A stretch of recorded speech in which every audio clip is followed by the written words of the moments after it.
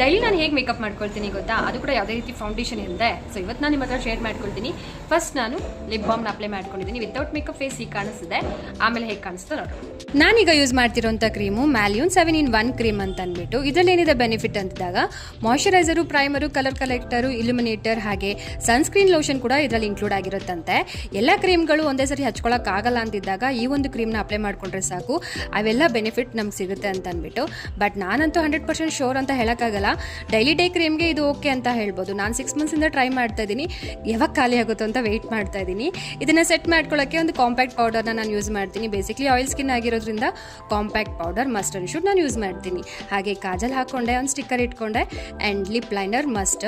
ನಾನು ಲಿಪ್ಸ್ಟಿಕ್ ಹಾಕ್ಕೊಳ್ತೀನಿ, ಅದರಿಂದನೇ ಮೇಕಪ್ ಅನ್ನೋದು ತುಂಬ ಚೆನ್ನಾಗಿ ಕಾಣಿಸುತ್ತೆ ಅಂತ ಅಂದ್ಬಿಟ್ಟು. ಲಾಸ್ಟಲ್ಲಿ ಒಂದು ಕುಂಕುಮ ಇಟ್ಕೊಂಡ್ರೆ ಫೈನಲ್ ಲುಕ್ ಕಂಪ್ಲೀಟ್ ಆಗುತ್ತೆ. ಈ ಲುಕ್ ಹೇಗೆ ಅನಿಸ್ತು ಅನ್ನೋದು ಕಮೆಂಟ್ ಮಾಡಿ. ಯಾವುದಾದ್ರೂ ಪ್ರಾಡಕ್ಟ್ ಲಿಂಕ್ ಬೇಕಿದ್ರೂ ಕೂಡ ಲಿಂಕ್ ಅನ್ನೋದು ಕಮೆಂಟ್ ಮಾಡಿ. Thank you so much for watching. Bye.